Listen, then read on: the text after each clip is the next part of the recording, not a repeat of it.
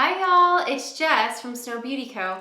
Thanks so much for joining in week 9 of my weekly vlog.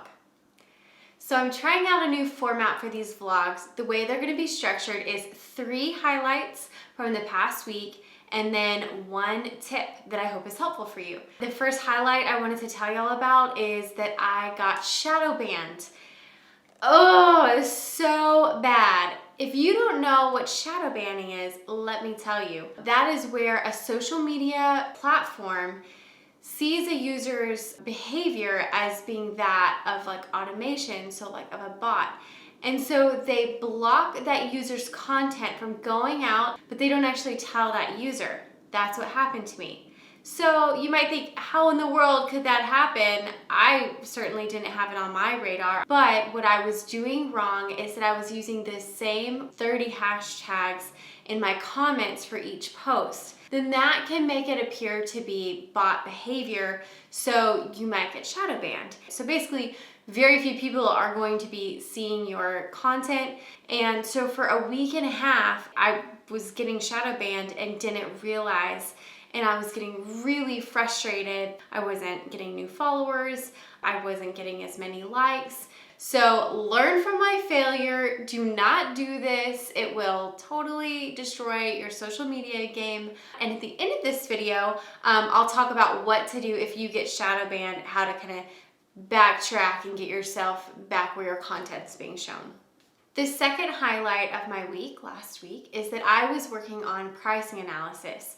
So I have a couple of products that are getting closer to actually being able to push out into the market. I'm so excited about that. But I have to now figure out a price. And there's a few approaches that you can take to this.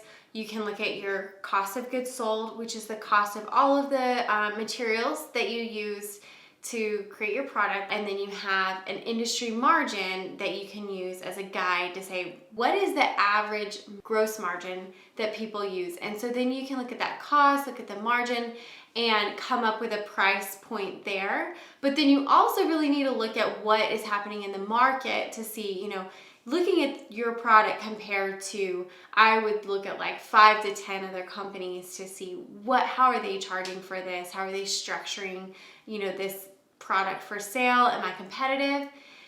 And so those are all good steps, but then you have to figure out what exactly is your objective. Are you gonna try to, be on the higher end?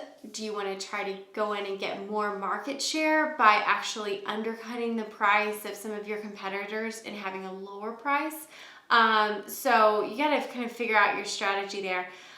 For me, I want to, make sure I'm kind of in line with some industry averages for the margin, but it's important to me to offer really great quality at a price that's affordable. So I don't want to come at it from the higher end. I grew up in a middle-class family, and so I really respect, those families that are working really hard and they want to provide, they want to go out and buy great products, but can't afford these really high margin products. And so as I'm looking at my pricing strategy, my goal is to really put out amazing quality, but to be more, definitely not on the higher end of the pricing scale. So working on that pricing strategy, and it was fun for me because as you guys know, my background is in accounting. So anytime I get to work in spreadsheets for my business, I get really excited because I'm really comfortable in spreadsheets and I love them. They're like super fun for me. #nerd alert.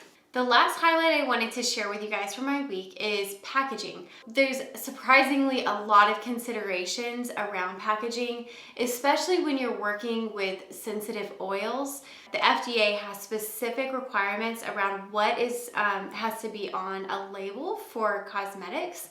Every bottle of cosmetics that you get, it should have this certain information, and I'm trying to make sure that I'm in compliance. And then another is that for sensitive oils, it's best to use really dark bottles. And the reason for that is because the light coming through a clear bottle can actually change the chemistry that's in the oil. So I was looking at some bottles that I loved that were, nice and clear and just really pretty, but I am gonna have to go and use these amber bottles. So On one hand, that actually made my decision a lot easier because, I really do need to preserve the quality of the oils that I'll be providing.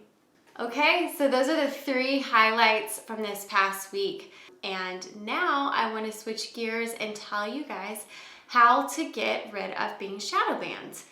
If you are shadow banned, go back into your previous posts and first delete any of those hashtags where you would put, a ton of hashtags. And then you want to go back into those same posts, add maybe 5 to 10 hashtags that are unique and specific to the post that you have.